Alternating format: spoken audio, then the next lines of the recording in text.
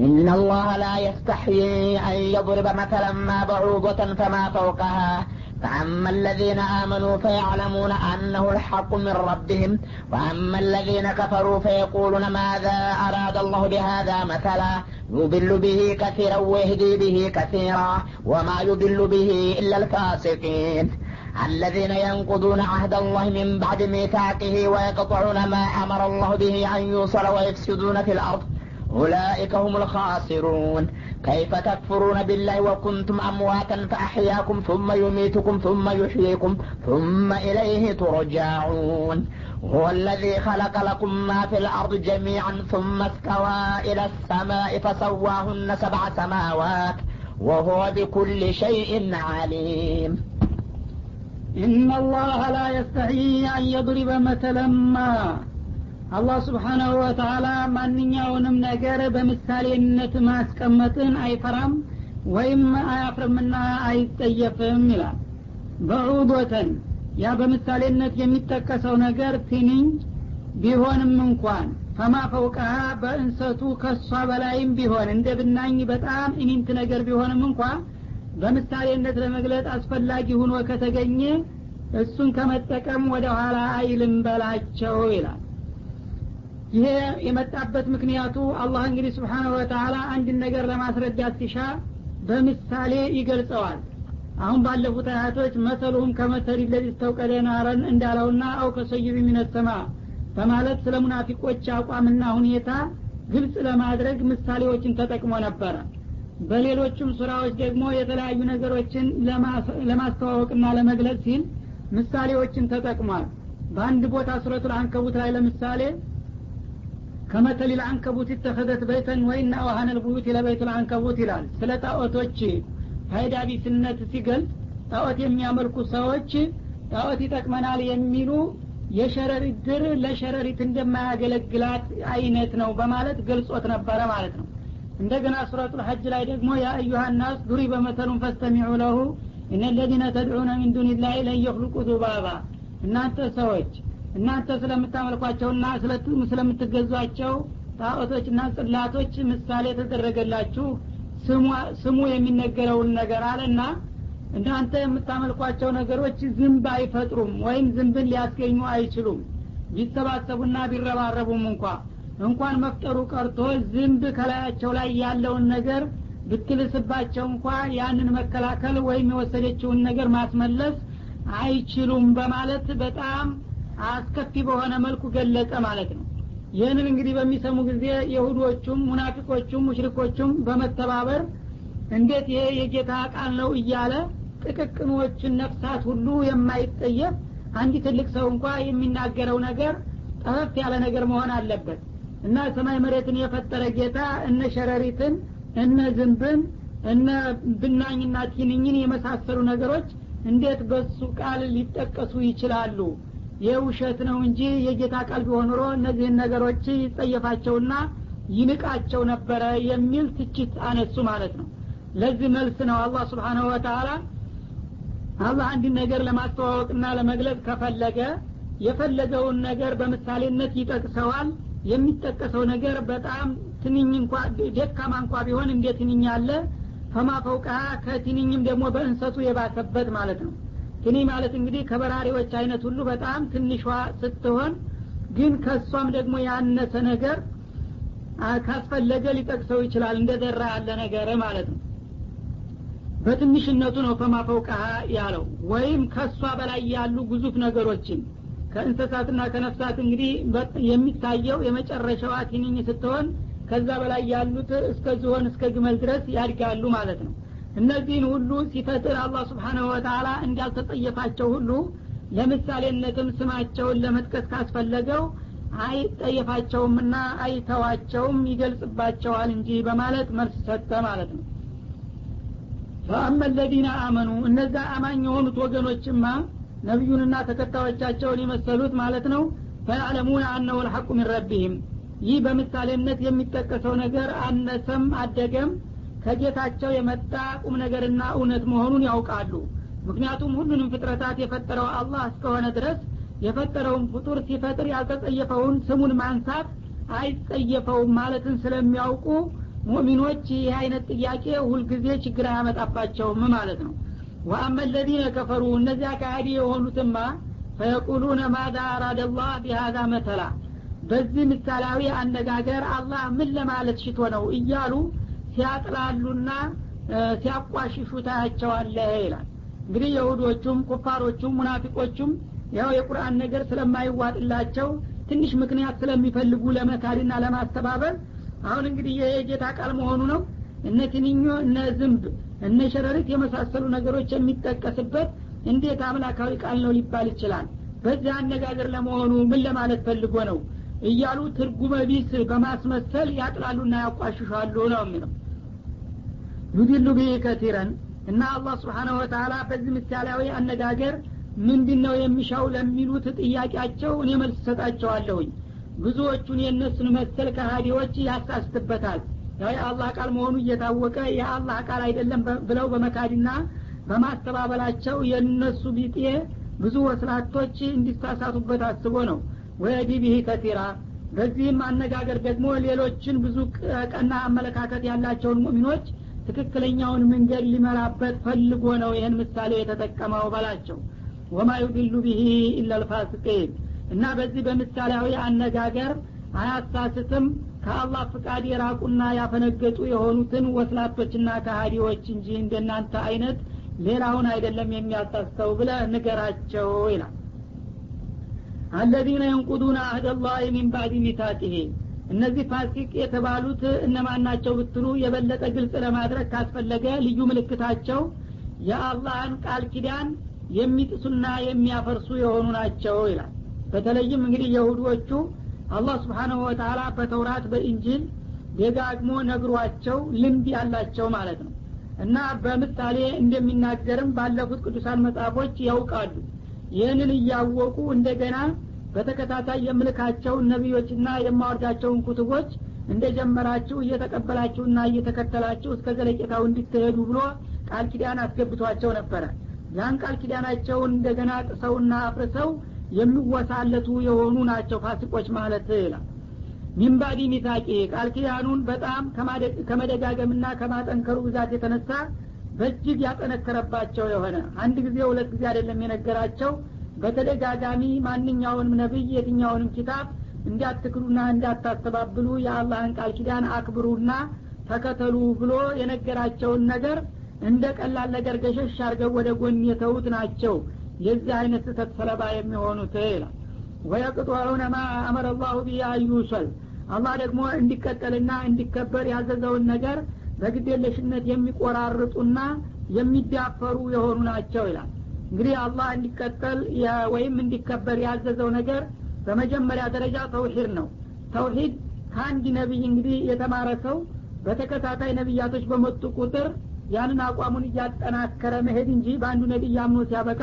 በሌላው ነብይ እንደገና ማፍረስ የለበትም ማቋረጥ ማለት ነው። እስከዘለቄታው ድረስ አስተማሪው ቢቀያየርም የትምህርቱ ቁም ነገር እስካልተለወጠ ድረስ ሁሉ ጊዜ የተውሂድን ዘለበት እንዳይለቁና እንዳይቆርጡ አጥብቆ አላህ አደራ ብሏቸው ነበር ማለት ነው። እንደገና ደግሞ የዝምድና ጉዳይንም እንደዛው እንዳይቆራርጡ ሰዎች ሲባሉ በመሰረቱ የአንድ ሰው ዘር ናቸው እና ያው ተደጋግፈውና ተባብረው ተመካክረው ትክክለኛውንና ቁም ነገሩን እንዲከተሉ አዟቸው የነበረውን ለግል ስምና ጥቅም እያሉ የሰው ልጆችን በተለያዩ ተንኮልና ደባ እያቆራረጡና እያበጣበጡ የሚሄዱት ናቸው ይላል። ወይፍሲዱነ ፊል አርድ እንደገና በተለያዩ ወንጀልና ህገወጥ ተግባራት በምድር ላይ ጥፋትንና ክፋትን የሚያስፋፉና የሚያሰራጩት ናቸው። ኡላኢከ ሁሙል ኻሲሩን እና እንዲህ አይነቶቹ አመፀኞችና ቃለቢሶች በመጪው ዓለም የመጨረሻ ውርደትና ኪሳራ ላይ የሚወድቁት እነርሱ ብቻ እንደሚሆኑ ነው በማለት ያስጠነቅቃል ማለት ነው። እንግዲህ አንድ ሰው በጌታ አምኛለሁ ካለ ጌታ የነገረውንና የመከረውን ነገር መቀበልና መከተል እንጂ እንደገና ከጌታ ቃል አንዱን ጥሎ አንዱን አንጠልጥሎ መሄድ ይሄንን ለምን እንድተናገረው ይሄንን ለምን እንደዛ ያስቀመጠው ማለት አይገባም። በሰው አቅም ጌታ መተቸት የለበትምና ማለት ነው። ይሄንን የሚያደርጉ ከተገኙ ግን አንዴ ከወደቁ የማይነሱ ከከሰሩ የማይካሱበት ሆነ ኪሳራ ውስጥ እንደሚገቡ ነው ይላል።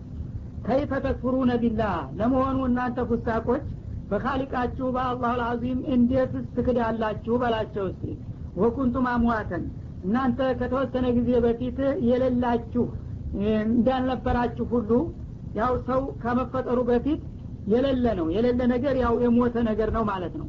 እና አላህ Subhanahu Wa Ta'ala ሳያስገኛችሁና ሳይፈጥራችሁ በፊት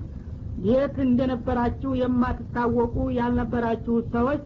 አላህ በፍቃዱና በጥበቡ ሲያስገኛችሁ እንደገና ጌታ ማመስገንና መፍራት ሲገባችሁ ለመሆኑ እንዴት ብላችሁ ነው ጌታን የምትክዱት በላቸው ፈአህያኩም እና በመልካም ፍቃዱ ያልነበራችሁትን በማስገኘትና በመፍጠር ሕያው አደረጋችሁና አመጣችሁ ثم يميتكم እንደገና በዚህ ምድር ላይ የተወሰነላችሁን የእድሜ ገደብ ድረስ እንድትኖሩ ካደረጋችሁ በኋላ አጀላችሁ ሲደርስ የሚገላችሁ የሆነ ነው ثم يحييكم እንደገና ደግሞ የዕለተ ትንሣኤ ቀጠሮ ሲደርስ ከመቃብራችሁ እንደገና አስነስቶ የሚያመጣችሁ የሆነውን ጌታ እንዴት በቀላል እናንተ ትክዱታላችሁ በላችሁ ثم إليه ترجعون ከዛም በመጨረሻ በእድሜያችሁ የሰራችሁትን መጥፎውንም ሆነ መልካሙን ሁሉ እሱ ፊት ቀርባችሁ ልትመረመሩና የሥራ ውጤታችሁንና ዋጋችሁን ታገኙ ዘንዳ የምትመለሱበት የሆነውን ጌታ ለመሆኑ እንዴት በቀላሉ ልትክዱት ደፈራችሁት ብለህ ሲጠይቃቸው ይላል ነብዩ ወለዲ አሁንም በተጨማሪ አሁን እናንተ የካዳችሁት የሆነ ጌታ ያ ነው خلق لكم ما في الارض جميعا በዚህ ምድር ላይ ያለውን መጠቃቀሚያ ንብረትና ጸጋ ሁሉ ያስገኘላችሁና የፈጠረላችሁ እናንተም ብቻ ፈጥሮ ማስቀመጡ ሳይሆን ለእናንተ በዚህ ዓለም ላይ ስትኖሩ የሚያስፈልጋችሁን ነገር ሁሉ ከይወዳ ሳይታል በአጠቃላይ በሰማይና በመሬት ዙሪያ የሚገኙትን ያፈጠረላችሁ ባለውለታ ሆኖ ያለ እንዴትስ ትክዱታላችሁ ثم استوى الى السماء ምድርንና በላዋ ላይ ያሉ ጸጋና ንብረቶችን ከፈጠረላችሁ በኋላ እንደገና ደግሞ ወደ ላይኛው ዓለም በሐሳቡ በማቅናት ፈሰዋሁነ ሰብዓ ሰማዋት ሰማያቶችን 7 ሰማያት በማድረግ አስተካክሎና አንጾ ከወናቸው እንዲህ ያደረገውን ጌታ እናንተ እንዴት በቀላሉ ልትክዱት ደፈራችሁ ወሆ ቢኩል ሸይን አሊም እርሱም በሁሉም ነገር አዋቂ የሆነ ጌታ ማንኛውም ነገር በእሱ እውቀት ተቀርጾና ተስተካክሎ ከተሰራ በኋላ በማንም የሚተችና እንዲህ በዚህ ጎደለው እንደዚህ መሆን ነበረበት መባል የማይገባውን ጌታ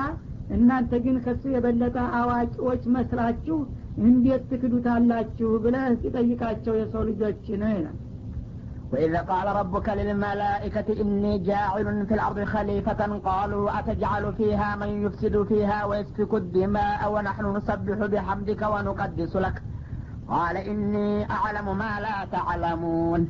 وعلم آدم الأسماء كلها ثم عرضهم على الملائكة فقال أنبئوني بأسماء هؤلاء إن كنتم صادقين قالوا سبحانك لا علم لنا إلا ما علمتنا إنك أنت العليم الحكيم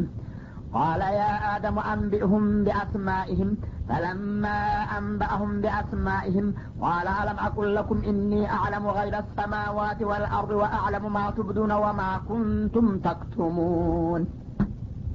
وإذ قال ربك للملائكة إني جاعل في الأرض خليفة ከዚህ በመቀጠል ደግሞ አላህ Subhanahu Wa Ta'ala ስለ ነብዩላህ አደም ታሪክ በማንሳት እዝኩር ለሁም ያ መሐመድ እንደማለት ነው አንተ ነብያችን ሆይ እስቲ ለሰው ልጆች ለተከታዮችህ የሰው ሁሉ ቅድመ አባት የነበረውን የነብዩላህን አደም ግኝት በማስመልከት እሱን ለመፍጠር ባሰበበት ጊዜ ጌታ ለቅዱሳን መላእክቶች ምን እንዳለ አውሳላቸው ይላል መላእክት ማለት እንግዲህ ከኑር የተፈጠሩ በሰባት ሰማያት ሁሉ የተሞሉ በጣም እልቆ መሳፍርት የሌላቸው ንጹሃንና ቅዱሳን ከአላህ ፍቃድ ፍንክች የማይሉ ታማኝ አገልጋዮች የሆኑ ፍጥሮች ናቸው እና ከሰውም ከጅንም በፊት ነው አበክሮ እነሱን የፈጠራቸው ማለት ነው አደምን እዚህ ምድር ላይ ለማስገኘትና ለመፍጠር በሚያስብ ጊዜ ታዲያ አላህ Subhanahu Wa Ta'ala በምድር ላይ አንድ የኔ ተወካይ የሚሆን ፍጡር ላስገኝሻለሁኝ በማለት ነገራቸው ለመላእክቶቹ ነው የሚለው እና የዛ ጊዜ በምድር ላይ ኢኒ ጃኢሉን ፊል አርዲ ኸሊፋ በምድር ዓለም ላይ የኔን ፍቃድ የሚያራምድልኝና የኔ ተወካይና ታማኝ የሚሆን ፍጡር ላስገኝና ላስቀምጥ እሻለሁኝ ብሎ ለመላእክቶቹ የነገረ መሆኑን አውሳላቸውና አስታውሳቸው ይላል። የጊዜ መላእክቶቹም ይህን እንግዲህ ነገር በሚያወሳላቸውና በሚነግራቸው ጊዜ በአንድ በኩል እንግዲህ የማማከር ሁኔታ መስሎ ስለታያቸው ነው መሰል እነሱም የበኩላቸውን አስተያየት ሊሰነዝሩ ነው። ቃሉ አተጃሉ ፊሃ መን ዩፍሲዱ ፊሃ ለመሆኑ በምድር ላይ አጥፊና አበላሽ የሆነ ፍጡር ታስቀምጥባት ነው እንደ በማለት ጥያቄ አቀረቡ ይላል። ወየስፊኩ ዲማ በተለይ ስበርሱ በመጋደል ደም የሚያፈስ የሆነ ፍጡር ልታስቀምጥ ፈለክ እንደ ብለው ጠየቁት። ወናኑ ኑሰቢሁ ቢሐምዲከ ወኑቀዲሱ ለክ እኛ አንተን ከማመስገን ጋር እናወድሰሃለን በእጅጉም እናወድሰሃለን ማለትም ያንተን ምንነትና ማንነት የማያውቁ ከሃዲዎችና ወስላቶች ላንተ የማይመጥን ቃል የተነዘሩ እንደሆነ ይወልዳል ይወለዳል አጋር አለው መሲል አለው እያሉ በሚናገሩት አንጻር እኛ ለሚልድ ወለም ይውለድ ወለም የኩን ለው ኩፉወን አሐድ እያልን ለሁል ሐምዱ ወሽክር በማለት እናመጉሳሃለንና እናወድሰሃለን። ታዲያ እኛ ታማኝና ላንተ አገልጋይ ቅን የሆነው ባሮች ምን አንተን ሌላ አጥፊ የሆነ ፍጡር ሊመጣ አስፈለገ እንደማለት ነው። ይህ ጊዜ ቃል ኢኒ አዕለሙ ማ ላ ተዕለሙን እናንተ የማታውቁትን እኔ በእርግጥ አውቃለሁኝ። እርግጥ ይሄ ይፈጠራል የተባለው የፍጡር አይነት በአንድ በኩል እናንተ እንዳላችሁት በምድር ላይ ጥፋት መፈጸሙ ባይቀርም በሌላ በኩል ደግሞ መፈጠሩ አስፈላጊ የሚሆንበት ጎን ስለሚኖረው እናንተ አልገባችሁምና የማታውቁትን ምስጢር እኔ ስለማቅ ለማንኛውም መፍጠሪያ አይቀርም በማለት በሐሳቡ የጸና መሆኑንም ገለጠና አረጋገጠላቸው ይላል። እና እንደሚባለው እንግዲህ መጀመሪያ ይህን ምድርን ፈጥሮ ታዘጋጀና በላዋ ላይ የሚያስፈልጉትን ነገሮች ሁሉ ታደራጀ በኋላ ጅኖች ናቸው የተፈጠሩት ይባላል። ጅኖች ለተወሰነ ጊዜ ተፈጥረው ከቆዩ በኋላ እስበርሳቸው እየተጣሉ የአላህንም ፍቃድ እየጣሱ ወንጀል እየፈጸሙ አስቸገሩ ይባላል። የዚህ ጊዜ መላእክቶችን እነዚህን ጅኖች ወርደው እንዲወጓቸው አዘመተባቸው ከሰማይ እና ከሰማይ መጥተው መላእክቶቹ ጅኖችን ወጓቸው፣ አሳደዷቸው፣ ብዙ ጨፈጨፏቸው፣ በየቦታው ተበታተኑ። ለዘር ያህል ይጨርሰው አልጠፉም እንጂ በጣም ተጎዱ ይባላል። ከዛ በኋላ እንግዲህ እንደገና ሰው የሚባል ነገር እፈጥራለሁ እዚህ ምድር ላይ የሚል ሐሳብ ለመላእክቶቹ አቀረበ። ይህ ጊዜ እነዚህ መላእክቶች ቀደም ሲል የጅኖቹን ታሪክ ስለሚያውቁ እዚህ ምድር አካባቢ የተፈጠረ ነገር ሁልጊዜ ደካማና ወንጀለኛ በተለይም እስበርሱ የሚጨፋጨፍ ደመኛ የሚሆን መሆኑን ከዛ ስለተገነዘቡ አሁን ቀደም መሬት አካባቢ የፈጠርከው መችም ይበጅ ሆነ፣ አሁንም ደግሞ ሌላ ፈጥረህ እንደገና አጥፊዎችና አክፊዎች እንዲሆኑ ነው እንደምትፈጥረው። እኛ አንተን እንድናወድስህ እንድንገዛልህ እንድናከብርህ ከሆነ ያው እኛ ሌላ ስራ የለንም፣ ሁልጊዜ ያለማቋረጥና ያለመሰልቸት አንተን እናመሰግናለን እናወድሳለን።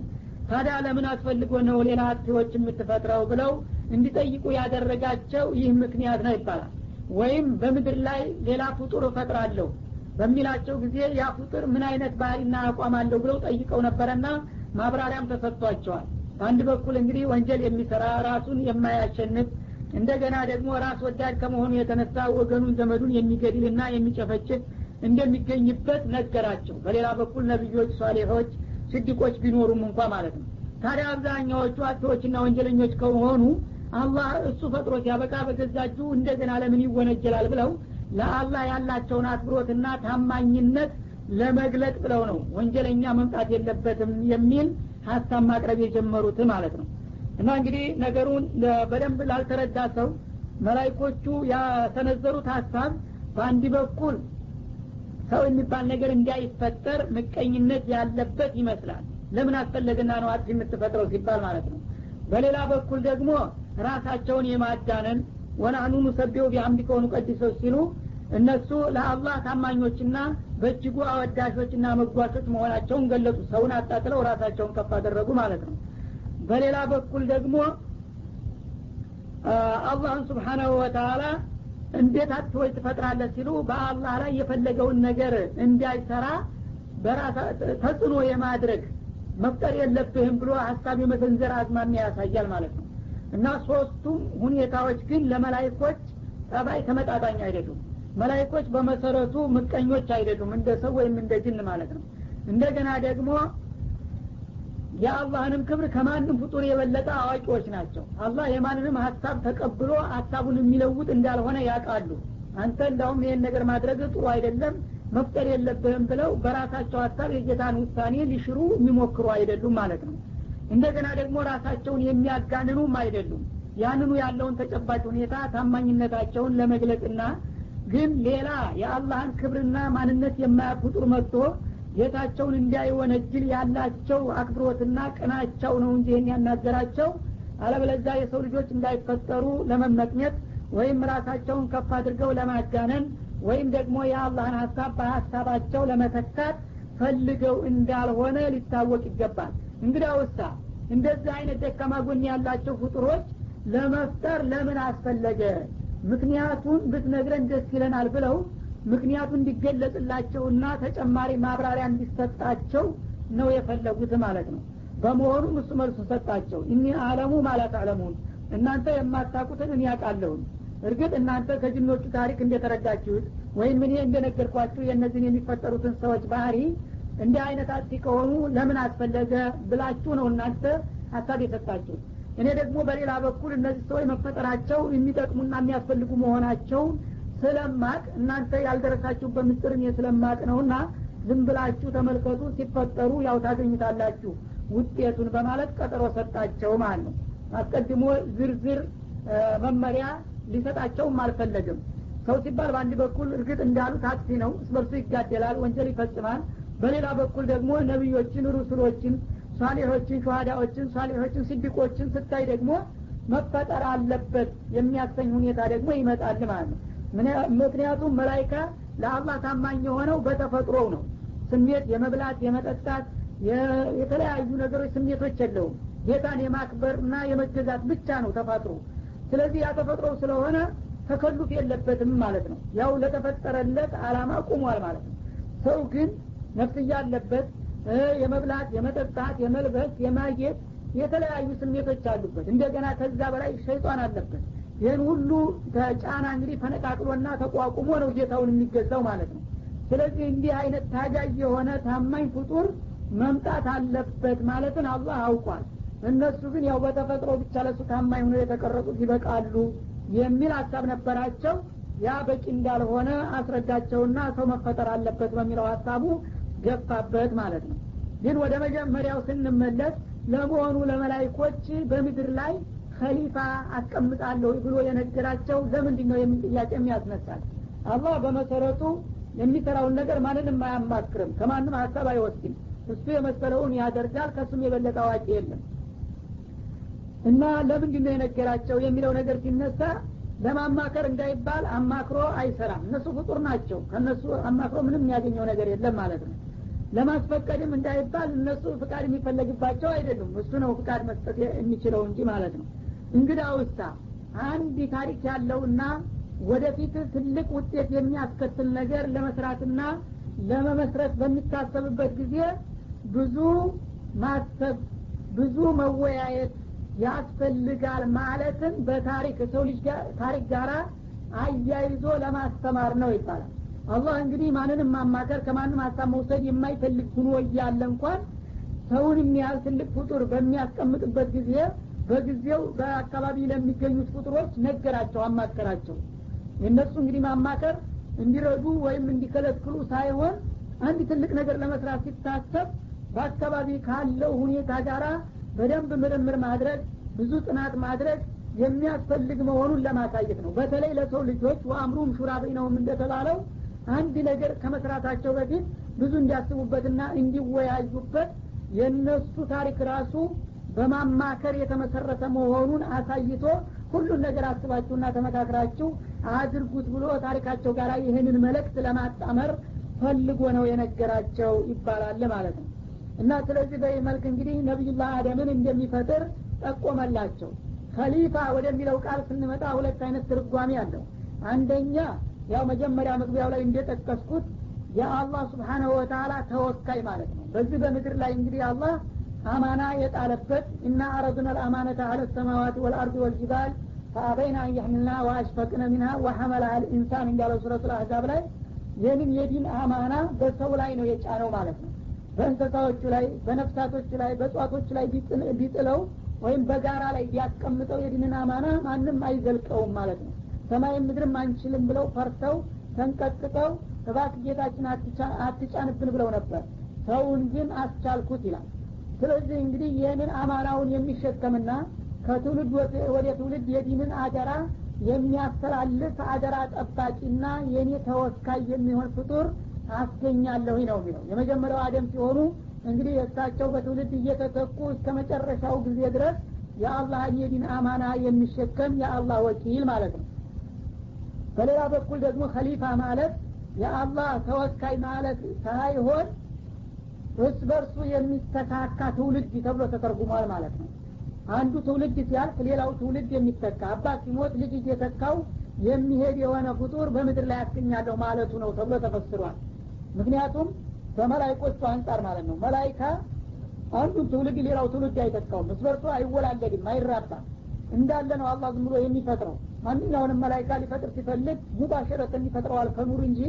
አባትና እናት ኑሮት ልጅ እየተወለደ እያደገ አባት እየሞተ ልጅ እየተተካ አይደለም። እንደናንተ አንድ ወጥ የሆነ ፍጡር ሳይሆን በቡድን መጀመሪያ አንድ ዙር እፈጥራለሁ፣ ያ ደግሞ እድሜው ሲደርስ ያልቃል፣ ሌላው ደግሞ ይተካዋል። በዚህ መልክ የሚተካኩ ፍጡሮች አስቀምጣለሁኝ ማለቱ ነው ተብሎ ተተርጉሟል። ሁለቱም ትርጓሜ ትክክል ነው ማለት ነው። ምክንያቱም በአንድ በኩል የአላህ አማና ተሸካሚ የአላህ ተወካይ ነው፣ በሌላ በኩል ደግሞ አንዱ ትውልድ እስከ መጨረሻው እንደ ሸይጣንና እንደ መላእክታ ዝም ብሎ የሚቀጥል ሳይሆን የተወሰነ ጊዜ ቆይቶ ለሌላው ትውልድ አስረክቦ የሚሄድ ነውና ማለት ነው። እና በዚህ መልክ እንግዲህ አደምን ለመፍጠር እንዳሰበ ነገራቸው። እነሱም የበኩላቸውን ጥያቄ አቀረቡ፣ ማብራሪያም ባጭሩም ቢሆን ሰጣቸው። በዚህ መሰረት ነው እንግዲህ ነብዩላህ አደም ሊፈጠሩና የሰው ልጆች ግኝት ሊጀመር የቻለው ነው የሚለው። እና እንግዲህ በዚህ መሰረት አላህ Subhanahu Wa Ta'ala በሐዲስ እንደተብራራው ከተለያዩ የዓለም ክፍሎች አፈሮችን ቆንጥሮ አሰባሰበ ይባላል። በአሁኑ ጊዜ የሰው ልጆች መልክና ቀለማቸው እንደተለያየው ሁሉ ከቀዩ አፈር፣ ከነጩ አፈር፣ ከጥቁሩ አፈር ከተለያዩ አቅጣጫዎች አፈሮችን አሰባሰበና ውሃ ጨምሮ አቦካው። ያው በሌላው አያት ሚንጢን እንደሚለው ማለት ነው። እና ቦክቶ ለብዙ ጊዜ ከቆየና ያ እንደ ሐረግ እንደዚህ የሚጎተት ጭቃ ከሆነ በኋላ ቅርጽ ሰጠውና ያው ዛሬ ባለው የሰው ልጅ ቅርጽ እጅ፣ እግር፣ ጭንቅላት፣ ወገብ የተባለው በሙሉ ተዘጋጀ በኋላ እንደገና ያንን በሸክላ መልክ እንዲጠነክር አደረገው። ከዛ በኋላ ሩህ የምትባለውን ምስጢር አመጣና ጨመረበት። በቀጥታ ያላባት ያለ እናት የመጀመሪያው ሰው ተገኘና ተንቀሳቀሰ ማለት ነው። ከዛ ከተንቀሳቀሰ በኋላ እነዛ መላእክቶች እንግዲህ በመሬት ላይ ጥፋት የሚፈጽም ፍጡር ለምን ትፈጥራለህ ብለው ተችተው ስለነበረ ለዛ እንግዲህ ለነሱ አባባል እኔ የማቀውን እናንተ አታውቁም ብሏቸው ነበርና ለዛ ማረጋገጫ የሚሆን ነገር ሊመጣ ነው በአደም ታሪክ ላይ ማለት ነው። እና አደምን ከፈጠረና ታዘጋጃቸው በኋላ ወዳውኑ ወአለማ አደም አልአስማአ ኩላሃ ለነብዩላህ አደም የተለያዩ ነገሮችንና ስማቸውን አስተማራቸው ይላል። ያው በምድር ላይ የፈጠራቸውን የተለያዩ ነገሮች ይሄ ነገር የተፈጠረው ለዚህ ዓላማ ነው፣ ስሙም እገሌ ይባላል፣ አገልግሎቱም ይህ ነው እያለ ሁሉን ነገር አስተማራቸውና በቀጥታ ከዛ በኋላ የእሳቸውንና የመላእክቶችን እውቀት እንዲወዳደሩ ሊያደርግ ነው ማለት ነው። ثم عرضهم على الملائكه ለነብዩላህ አደም ያሳወቃቸውን የተለያዩ የፍጥረታት ክፍሎች እንደገና በመላእክቶች ዘንድ ያቀረበና فقال انبئوني باسماء هؤلاء እስቲ እነዚህን ነገሮች ስም ንገሩኝ በማለት ጥያቄ ያቀረበ። ኢን ኩንቱም ሳዲቂን እናንተ እንደምታስቡት እውነተኞች ከሆናችሁ የእነዚህን ነገሮች ስም እስቲ ንገሩና አስረዱ በማለት ጠየቃቸው ይላል። እንግዲህ እነሱ በውስጣዊ ስሜታቸው አደምን ያው ከጭቃ ቀርጾ አስተካክሎ ሲፈጥራቸው ይከታተሉ ነበር ይባላል። ምን ሊፈጥር እንዴት አድርጎ ሊሰራው ነው፣ ምን አይነት ፍጡር ሊሆን ነው እያሉ ቅናት እየተሰማቸው መቼም የፈለገውን ቢሆን ከዚህ ከአፈር ተነስቶ ከኛ የሚሻል ወይም ከኛ የባሰ ፍጡር ይሆናል ብለን አናስብም እያሉ የራሳቸውን ግምት ይሰጡ ነበር ይባላል። ስለዚህ እናንተ ራሳችሁን አዋቂዎችና የተሻላችሁ ፍጡሮች አድርጋችሁ ገምታችኋል በስሜታችሁ። እስቲ እንደምትሉት ከሱ የምትሻሉ ከሆናችሁ በእውቀት ነውና የሰውና የመላእክቶች ማንነት የሚለካው የእነዚህን ነገሮች ስሞች እስቲ በዝርዝር አስረዱ በማለት ጥያቄ ያቀረበላቸው ማለት ነው። ይህ ጊዜ እነሱ የቀረበላቸውን ጥያቄ ለመመለስ የሚያስችል እውቀት ስላልነበራቸው መሸነፋቸውን አበክረው ተረዱና ብዙ ሳይደረደሩ መቸም ቅኖች ናቸውና እነሱ አቅማቸውን በማወቅ ቃሉ ሱብሃነከ አሉ። በቀላሉ ጥራት ላንተ ይገባ ጌታችን ሆይ ላ ዒልመ ለና እኛ እኮ እውቀት የለንም ኢላ ማ ዐለምተና አንተ ያሳወቅከንን ያህል እንጂ ለእኛ የተወሰነ እውቀት በፍቃድ የሰጠህን አለ። ግን የሰጠህን እውቀት አሁን ለቀረበልን ጥያቄ መልስ ለመስጠት የሚያስችል አይደለምና እንደምታውቀው የእኛ እውቀት ውስን ስለሆነች እንዴት አድርገን ይህንን መመለስ እንችላለን አሉ። ኢነከ አንተል አሊሙል ሐኪም ምንጊዜም ትክክለኛውና የእውቀትህና የጥበብህ ወሰንና መጠን የሌለው አዋቂ አንተ ነህና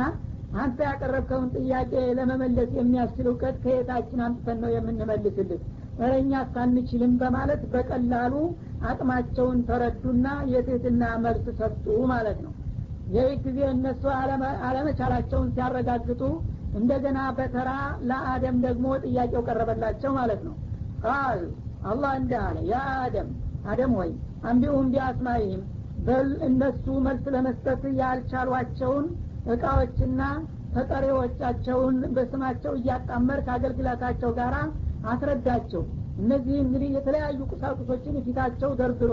ይሄ ነገር ምን ይባላል ስሙ ለምንስ አገልግሎት ነው የተፈጠረው እያለ ነው ጥያቄ ያቀረበላቸው። እና አላህ Subhanahu Wa Ta'ala እንግዲህ በአደም በዛ ባጭር ጊዜ በዚህ ምድር ላይ በአካባቢ የሚታዩና የሚገኙትን ነገሮች ሁሉ ስማቸውንና ጥቅማቸውን አስረድቷቸው ነበር። በዚህ ባሳወቁ መሰረት እነዚህን ነገሮች አስተዋውቅ አስረዳ በማለት ጋበዛቸው ማለት ነው። እና አደምም እንግዲህ በተሰጣቸው እውቀት መሰረት ሳይፈሩ ተነሱና እነዛን በፊታቸው አካባቢያቸው የሚገኙትን ነገሮች ሁሉ በዝርዝር ማስረዳትና ማስተዋወቅ ጀመሩ። ፈለማ አንበአሁም ቢአስማኢሂም እነዛን ነገሮች ስማቸውን እያነሱ እስከ ጥቅማቸው እያብራሩ ሲያስረዷቸው ጊዜ ቃል አላህ Subhanahu Wa Ta'ala ቀጠል በማድረግ እንዲህ አለ አለም አቁል ለኩም ኢኒ አዕለሙ ገይበ ሰማዋቲ ወልአርድ በሰማያትና በምድር ውስጥ የተደበቁና የተሰወሩ የሆኑትን ነገሮች እኔ ጠንቅቄ አውቃለሁኝ ብዬ ካሁን ቀደም አልነገርኳችሁም ነበር አላቸው ለመላእክቶቹ። ወአለሙ ማ ትብዱነ ወማ ኩንቱም ተክቱሙን እናንተ ደግሞ ይፋ የምታወጡትን ወይም ደግሞ የምትደብቁትንና ምስጥር የምታደርጉትን ነገር አጠቃልዬ አውቃለሁ ብዬ ካሁን ቀደም ጠቁሚያችሁ ነበር አይደለም ታስታውሳላችሁ አላቸው። አዎን አሉ። እና መጀመሪያ ለምንድነው በምድር ላይ ፈሳድ የሚሰራ ትፈጥራለህ በሚሉት ጊዜ ኢኒ አዕለሙ ማ ላ ተዕለሙን ብሏቸው ነበር። የዛ ጊዜ እናንተ የማታውቁትን ምስጢር አውቃለሁ ብያችሁ ነበር። የሁላችሁ ከኋላችሁ ተፈጥሮ እናንተ ምንም ይጠቅማል ብላችሁ ያላሰባችሁትን እናንተ ንጹሃንና ቅዱሳን መላእክቶች ልትመልሱት ያልቻላችሁትን ጥያቄ ይሄውና አብራራላችሁ። እንዲህ አይነት ፍጡር እንደሚሆን ስለማቅ ነው ወትሮውንም ፈጥረዋለሁኝ ያልኩት በማለት በመላእክቶቹ ላይ በእውቀት የላቁ መሆናቸውን አረጋገጠላቸው ለአደም ማለት ነው። እና ይህ ታሪክ እንግዲህ የሰው ልጅ ማንነቱ የሚለካው በእውቀት ነው። በእውቀቱ መላእክታ ጋር እንኳን ተወዳድሮ የበላይነትን ተቀዳጅቷል። ይህን አይነት ክብር ያለውን ፍጡር እንግዲህ መላእክቶች አስቀድመው ባለማወቃቸው መፈጠሩ እንደማያስፈልግ እንኳን ሐሳብ ቢሰነዝሩም ወዳውኑ እሱ የተሻለና መፈጠር የሚገባው መሆኑን አረጋገጠላቸው ማለት ነው። ይህንን እንግዲህ ታሪክ አላህ Subhanahu Wa Ta'ala ለኛ ያነሳው መጀመሪያ እንዴት እንዳከበረን ከመላእክታ እንኳን እንዳበለጠን ከዛ በኋላ ግን ይህንን ክብራችንን ራሳችን ጠብቀን በተጓዝን ቁጥር ከመላእክታ እንኳን የበላይነት ሊኖረን የሚችሉ ፍጡሮች እንደነበር ሲያሳየን ነው። ይህንን ክብራችንን በዘነጋንና በረሳን በሰነፍን ቁጥር ደግሞ እንደገና ተክብራችን የምናሽቆለቁልና የምንዋረድ መሆናችንን ለማሳየት ፈልጎ ነው በዚህ መልክ እውቀት ጋር አጣምሮ ታሪካችንን የሚያወሳው ማለት ነው። وإذ قلنا للملائكة اسجدوا لآدم فسجدوا إلا إبليس أبى واستكبر وكان من الكافرين وقلنا يا آدم اسكن أنت وزوجك الجنة وكلا منها رغدا حيث شئتما ولا تقربا هذه الشجرة فتكونا من الظالمين فأزلهما الشيطان عنها فأخرجهما مما كانا فيه وقلنا اهبطوا بعضكم لبعض عدو ولكم في الأرض مستقر ومتاع إلى حين فتلقى آدم من ربه كلمات فتاب عليه إنه هو التواب الرحيم قل اهبطوا منها جميعا فإما يأتينكم مني هدى فمن تبع هداي فلا خوف عليهم ولا هم يحزنون والذين كفروا وكذبوا بآياتنا أولئك أصحاب النار هم فيها خالدون وإذ قلنا للملائكة اسجدوا لآدم ከዚያ በኋላ ለነዚህ በውድድሩ ለተሸነፉት የተከበሩ መላእክቶች በሉ እንግዳውስ ለአደም እጅን ስለት ብለን ያዘዝን ጊዜ የነበረውንም ሁኔታ ጨምረው ሳላቸው ይላል ተሰጀዱ እና መላእክቶችም የአደምን እንግዲህ ክቡርነት በመገንዘብ የጌታቸውንም ትእዛዝ በማክበር ወዳውኑ በትእዛዙ መሰረት ሰገዱ ኢላ ኢብሊስ ዳቢሎስ ብቻ ሲቀር አባ እሱስ አመፀ ወስተክበረ ኩራትም ተሰማው ወካነ ሚነል ካፊሪን በዚህ ከንቱ አስተሳሰቡና ሙከራውም ተካሃዲዎቹ መሆኑ ተረጋገጠበት ይላል እና እንግዲህ አላህ Subhanahu Wa Ta'ala የሰው ልጆችን በእውቀት ነውና ማንነታቸውን የሚለካው መላእክቶቹ ጋራ በእውቀት ነብዩላህ አደም ከተወዳደሩ በኋላ ማየላቸውና ማሸነፋቸው ሲረጋገጥ እንግዲህ እናንተ በዚህ ሰውዬ ተተሸነፋችሁ ለሱ አክብሮት መስጠት አለባችሁ በሉ ስገዱለት በማለት አዘዛቸው ለመላው መላእክቶች ነው የሚለው ይህ ጊዜ መላእክቶች እንግዲህ ለምን እንዴት ማለት እንደማያዋጣ ስለተገነዘቡ ወዳውኑ ለአስነላህ ማእመረው ወቃሉን ማእመሩን ባለው መሰረት አላህ ካዘዛቸው ማንኛውንም ነገር መቀበል ነው ጠባያቸው እሺ በማለት ሳያቅማሙ ረብ ብለው ሰገዱ ነው የሚለው ኢብሊስ ግን ከዛ በፊት በአንድ አጋጣሚ እነሱ ጋራ ተቀላቅሎ የተወሰነ ጊዜ ቆይቶ ነበርና ይህ ትእዛዝ በሚሰጥበት ጊዜ እሱንም ይጨምረው ነበረ ትእዛዙ ብቻውን እንደ ደረቅ እንጨት ተገትሮ ቀረ መካከላቸው ይባል እና እሱ ለምንድነው እንግዲህ ስጁድን ያልተሳተፈው ተብሎ በሚጠየቅበት ጊዜ ተሳስቶ ወይም ትእዛዙ ለኔ የማይመለከተኝ ነው መስሎ ሳይሆን ሁን ብሎ በኩራትና በመቀኝነት ተወጥሮ እንደቀረ አጋለጠው ማለት ነው እነሱ ስገዱ ሲላቸው አላህ ካዘዘን ምን አገባን በማለት ሰገዱ ወዳው ኢብሊስ ግን ወይም ዳቢሎስ እንቢ አለ ይላል እና እንቢታው መጀመሪያ በቃል ሳይሆን በተግባር ነው የገለጸው ዝም ብሎ ቀረ ማለት ነው ወደ ላይ እንደተገተረ ወስተክበረ እንዴት ከጭቃ ተጠፍጥፎ ለተሰራው እኔ እዋረዳለሁኝ በማለትም ትዕቢት ነፋው ወካነ ሚነል ካፊሪን በዚህ ማድራጎቱ ተካሃዲዎቹ ሆነ ይላል እዚህ ላይ ለመሆኑ ከዛ በፊት ከሃዲ ነበር እንዴ ከየትኞቹ ከሃዲዎች ነው እሱ የተቀላቀለው የሚል ጥያቄ ሊያስነሳ ይችላል እሱ የመጀመሪያ ከሃዲ ሆኖ እያለ ተካሃዲዎቹ ሆነ የሚባለው ከሱ በፊት ሌላ ካፊሮች ቢኖሩ ነበረ የሚለው ጥያቄ መልሱ በአላህ እውቀት ዓለምን ከፈጠርኩኝ በኋላ ከሃዲዎችና አማኞች የሆኑ ፍጡሮች ይመጣሉ ብሎ ቀደም ሲል እቅድ ነበረውና በካፊሩ ካምፕ የመጀመሪያው አመፀኛና ወንጀለኛ መሆኑ ተረጋገጠበት ለማለት ነው እና እንግዲህ እዚህ ላይ ማመናአከ አንተ ስጁድ ሊማ خلقت بيدي አለው አላህ ስገዱ ብዬ እያዘዝኩኝ መላእክቶቹ ሲሰግዱ አንተ እኔ በእጄ ለፈጠርኩት የተከበረ ሰው ለመስገድ ምንድነው የከለከለ በማለት ጠየቀው ይህ ጊዜ ይቅርታን የተሳስቼ ነው ወይም ትእዛዙ በመላእክቶች ስም ስለሆነ እኔን አይጨምረኝም መስሎኝ ነው ማለት ሲጠበቅበት እሱ ግን ሁን ብሎና አውቆ በአመጽ የቀረ መሆኑን ገለጸ አስጁዱ ሊመን خلقت طينا ከጭቃ ጠፍጥፈህ ለፈጠርከው ነው እኔ የምሰግድልህ በማለት የማመናጨቂያ መልስ ሰጠ ይባላል ይህ ጊዜ አላህ Subhanahu Wa Ta'ala ተቆጣውና ወዳውኑ እንግዲህ ከረህማው እንዲባረርና ወደ ምድር እንዲወርድ አዘዘ ማለት ነው ከዛ እለት ጀምሮ እሱም እንግዲህ በዚህ በአደም ምክንያት ነውና ጌታዬ ጋር የተጣላሁት በማለት ቂም ይዞ እኔን እድሜ ከሰጠኝ እስከመጨረሻ ድረስ ይህን ሰውዬና ዘሮቹን ከአንተ መንገድ እያፈናቀልኩኝ የኔ ተከታዮች አደርጋቸዋለሁኝ በማለት ዛተ አላህም ደግሞ አንተም የምትችለውን አድርግ እኔም በየጊዜው ነብይ እየላኩና ኪታቦችን እያወረድኩኝ ያንተን ጥላትነት አሳውቃለሁና አስጠነቅቃለሁኝ አለ በዛው መሰረት ሁላቸውም ስራቸውን ቀጠሉ ያው እስካሁን ድረስ እሱም በዛቸው መሰረት አብዛኛዎቹን ሰዎች የእሱ አጫፋሪ አድርጓቸው ይታያል አላህም ደግሞ በበኩሉ ወዳጆችን በየጊዜው ጥላታቸውን እያስተዋወቀና እያስጠነቀቀ